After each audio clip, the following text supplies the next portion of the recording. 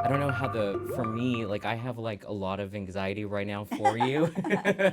Thank you. Because it's so long that you've been on this tour, Yeah. this final farewell tour. Hmm. Here we are 2 days before your last show Yeah. here in San Antonio. Yeah. My last show here.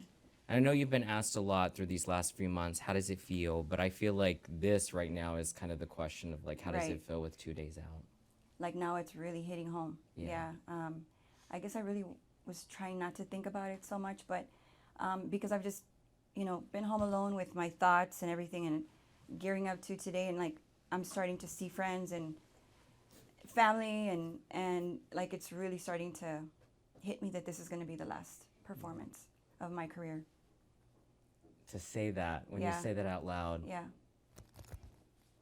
Yeah. I think I'm really going to feel it Friday night when I'm around everybody and the fans and seeing my family out there in the audience. It's going to be my kids, um, and the industry.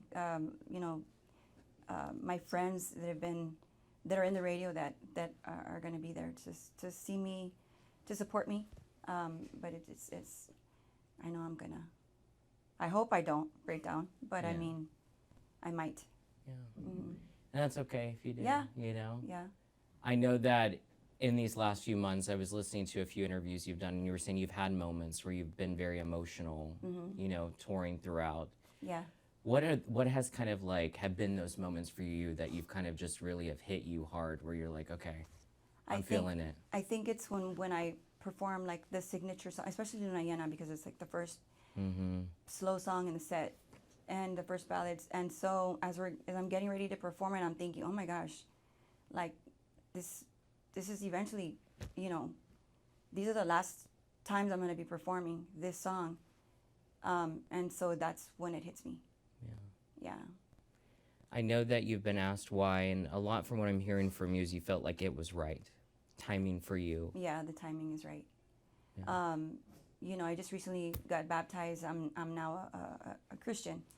Um, and, you know, I feel like I'm in the season where every good thing must come to an end. And for me, I've had an amazing 30 plus years in the industry. Amazing. Um, and looking back, I'm so proud of everything that I've accomplished. I've surpassed my imagination or what I could have ever dreamed for myself. I mean, when I was a kid, all I wanted to do was be Laura Canales. Mm. And so with that being said, I've gone on to be awarded 40 plus awards, the Tejano Music Awards, 2 Latin Grammys, American Grammy nominated as well, and have been able to travel the world performing my dream job, singing Tejano music. And that's all I've ever wanted to do was sing, to be a Tejano performer. I know people have asked me in the past, well, you,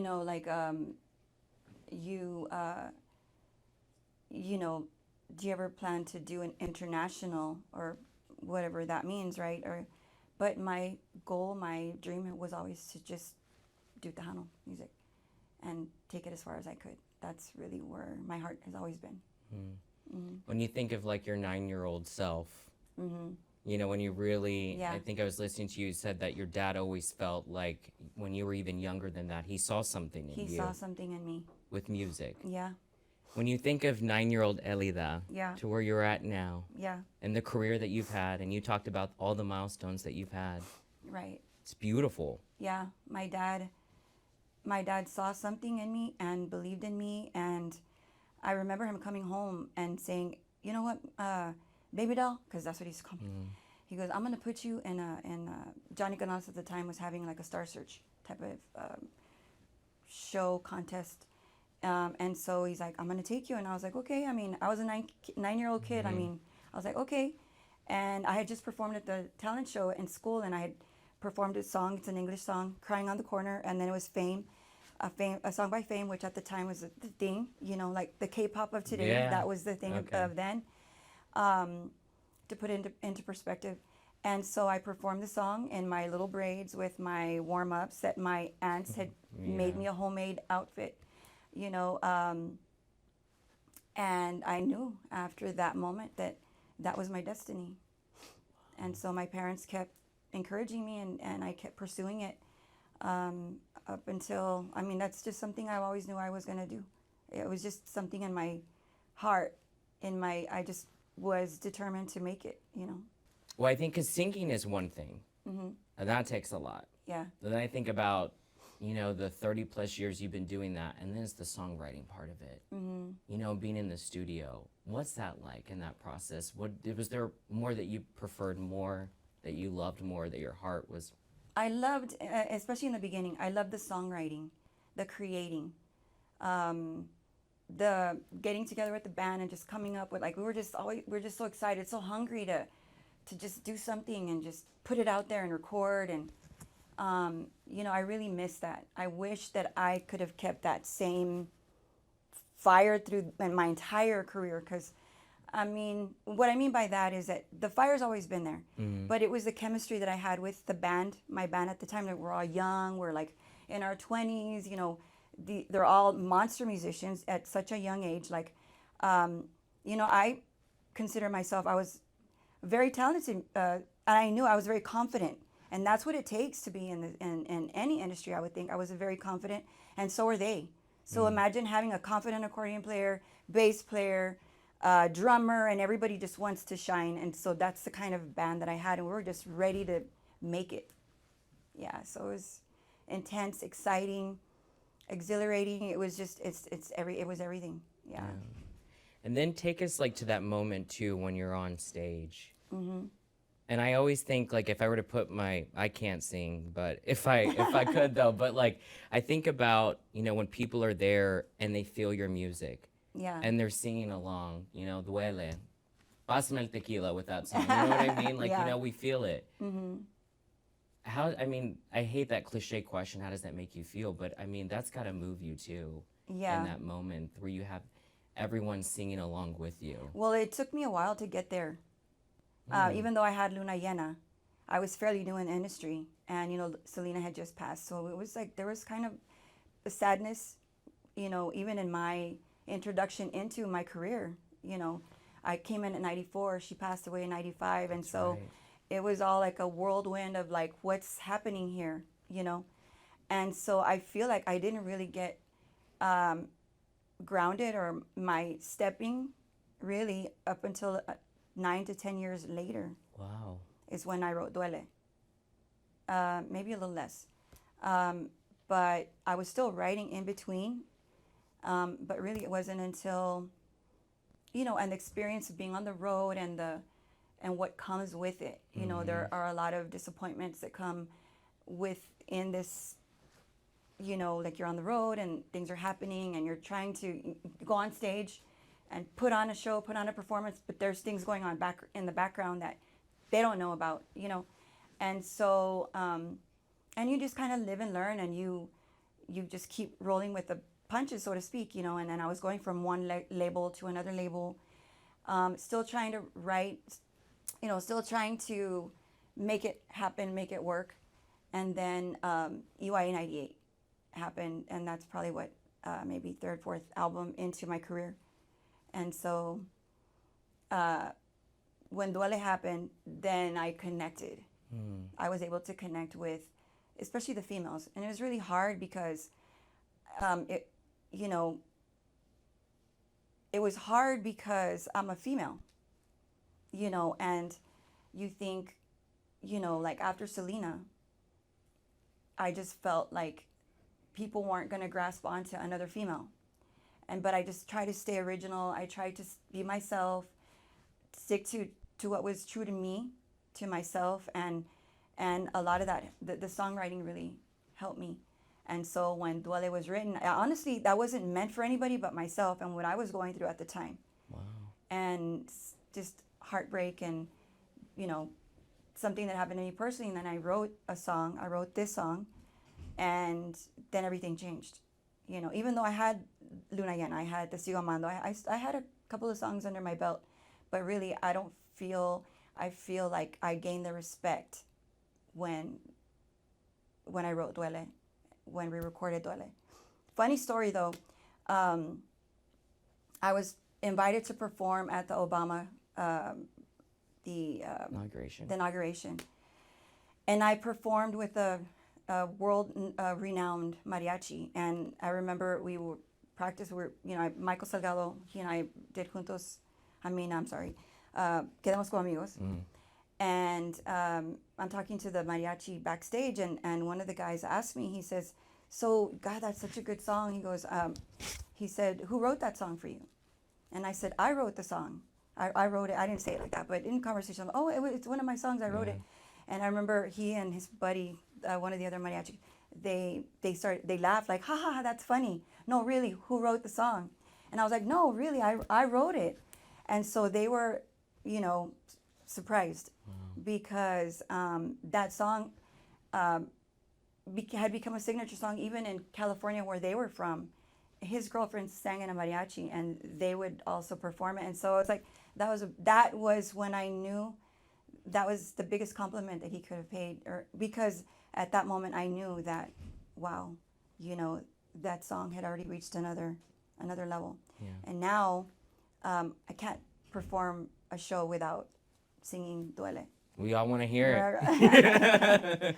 We all do. I love that story. Yeah. But I also love what you said too about, because I can only imagine, with that whole, and this is why thank you again for speaking with us, because there's so much, right? I mean, how can you jam pack the amount of years that you've had in such a short amount of time for an interview? But that perspective that a lot of us fans, we don't really get to see and know. But I can only imagine how much of a challenge it was for you. But I think a compliment to you is that you have stayed core to you. And I think, do you think that has helped a lot into the success that you've had in your career? I think that when you are a genuine artist, and it's such a small community that everybody tends to find out who you are as a person. And I've been very fortunate that I feel like I come from a background, and that's because I'm an only child, right? And so I've always been around a bunch of men, or since I was little, I was in a baseball. I used to play baseball with a bunch of boys, and then from that experience to being an all-boy band, and then I've always been one of the boys. I guess I've even though they have a lot of love and respect for me, I've always felt like one of the guys, and so that has allowed us all to be comfortable around each other, and we work together. We're like a family, I was with my first band, Avante, for almost 10 years, and that just goes to show you. I mean, I feel like I've always been a team player. I've never considered myself just like an artist, like Elida. Like just you. Yeah, as a matter of fact, when the band formed, it was meant to be Avante, not Elida Avante. But the label felt it would be more commercial because I'm a female, and a female is going to stand out in an all-male band. So they felt it was in the best interest of the group to, or else we could have been like Limite. It would have been just Avante, basically, right? But back then, Henry Gonzalez, who was the brother of Oscar and Leonard from La Mafia, he made that decision, because of the label. And so then it became Elida Avante. But I was always very uncomfortable with that. I always just wanted it to be, I always wanted it to just be Avante, Wow. So I've always been uncomfortable about that I've always kind of I love the fact that I've always been part of a band. I don't just consider myself the artist. Yeah. Takes a village. It takes a village. Takes I agree. everyone. I agree. Yeah. I think with life, life happens, and obviously you have a family. And I was watching an interview you did not long ago, and you said that you feel like today you are a better version of yourself. Yeah. What do you mean by that? Because I have God in my life, and I have peace in my life.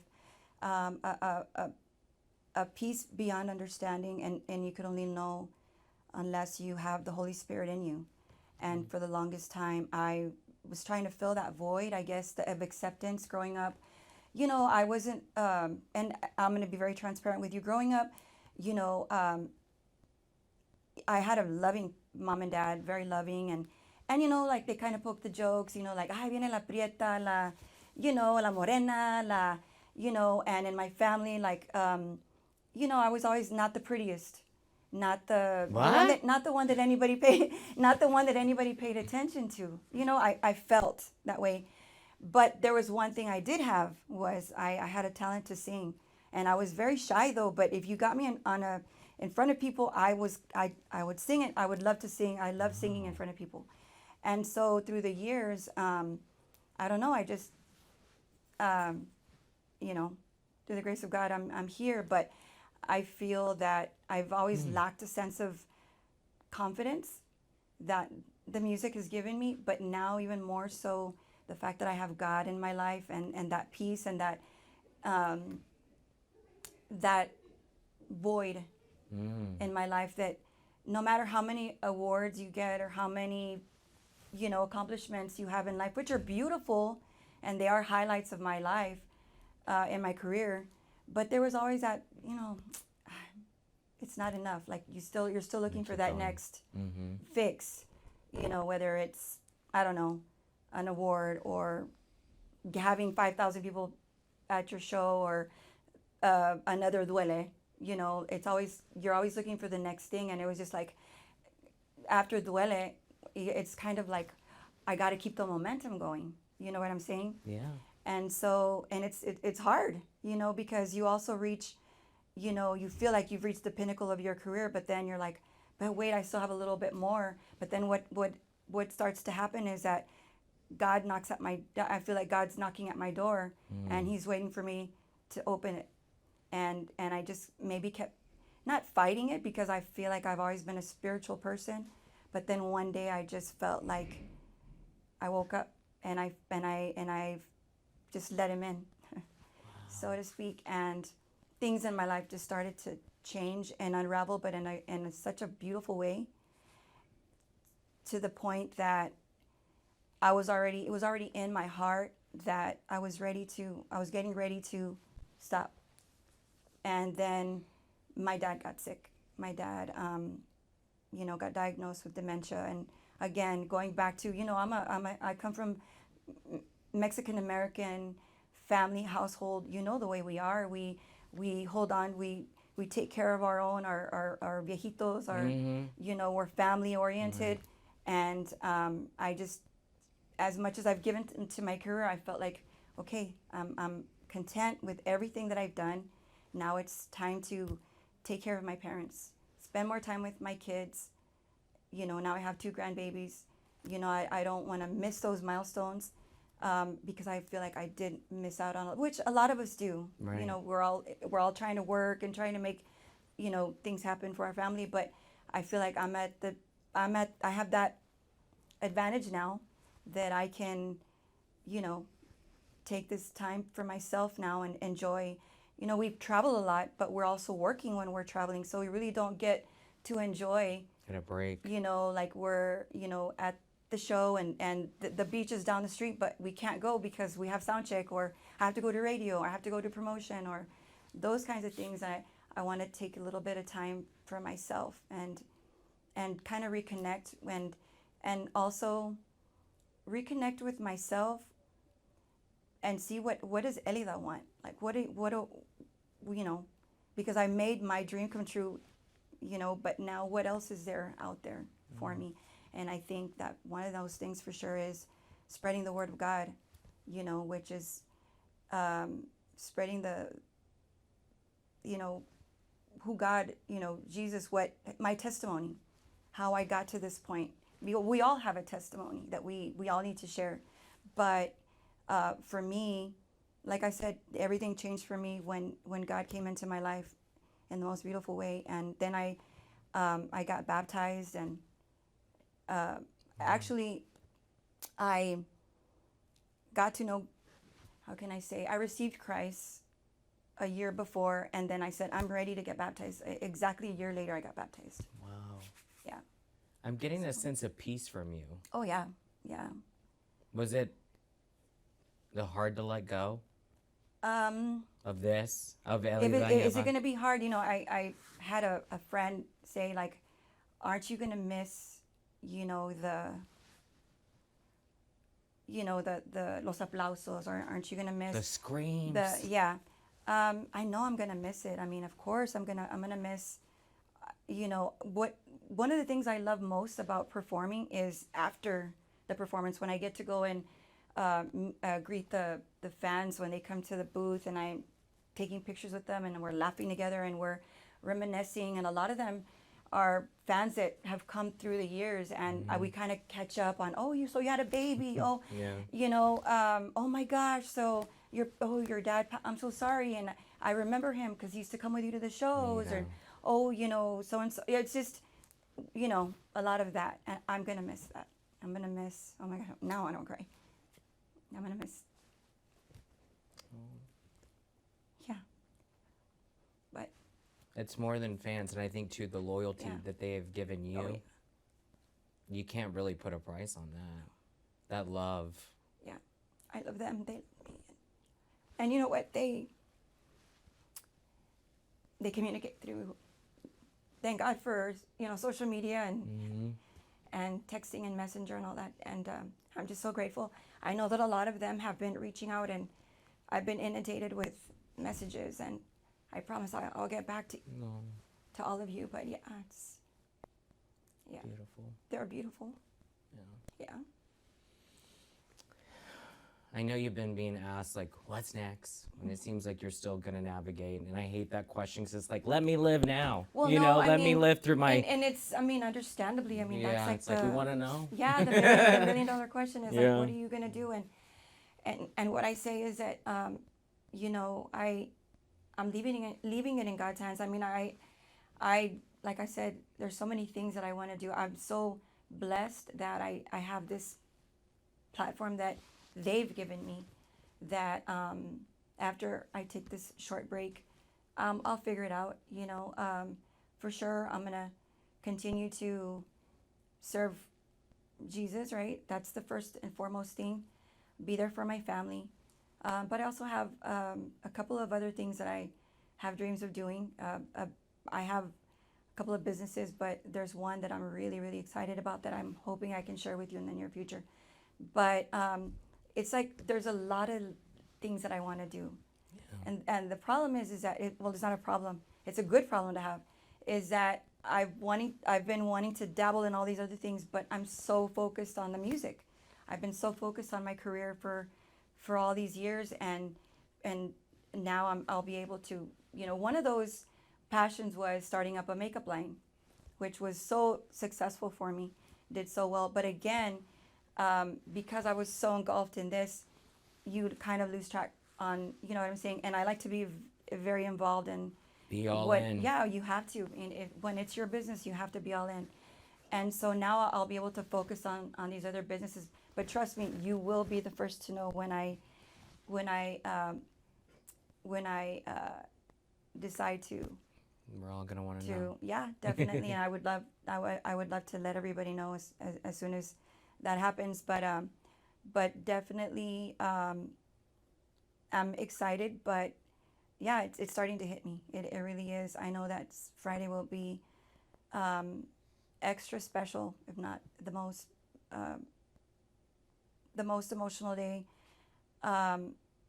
probably of my career, because it'll be my last show. And I know I know some people are probably asking, like, well, why not just leave?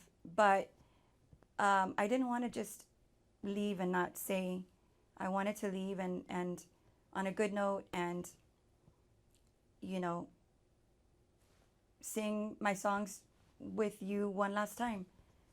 Have our last hurrah together, you know. Well said. Yeah. 2 last things for me, and then yeah. Sure. What do you think the legacy that Elida Ihavante Yeah. has left behind?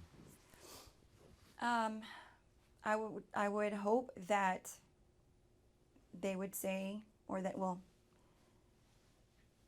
that I left a beautiful legacy of songs. You know, that I feel like, you know, because every day that they're on their they're listening to the radio, or if they're on their phone, they're listening to music or whatever, and they're hearing my songs, and they're cleaning the house or they're cooking, that I'm somewhat have become a part of their family, and that music, that legacy of the music, the songs, the catalog that I've left behind. I think that that's the most important thing, is that I've left that legacy of beautiful music. And one thing I did forget to mention is that I would love to, and I'm going to record more music, but now I will record music that that is for God, for Jesus. And I just feel like in his honor, because of where I was then to where I am now, and because I'm so grateful, and that if he's given me this gift, how am I not going to use it for his honor? If you can speak directly to that camera, Sure. to your fans, anything it doesn't have to be long. I don't mean to put you on the spot. En español, no inglés, or, No, sí, little claro. Spanglish. Un poquito de los But dos just a idiomas. message to them, Sí, claro. a message from you. Just whenever. Yes, I just wanted to say that I'm just so grateful for giving me so many beautiful years, 30 plus years. I'm just so grateful that you have embraced me, and that you have loved me, and I have loved you, and my music will live on because of you guys. And so I will eternally be grateful, and just remember that when you want to hear my music, all you have to do is, pick up your phone and go to YouTube, all that good stuff. But like I said, I will be recording some music in the near future, and I would love to share it with the world, especially because it's for Jesus, and there's no other better reason to create music, but for him, and again, I'm just so grateful, and I'm excited to see you one last time this Friday, one last show, one last memory with you guys. So thank you, and I love you.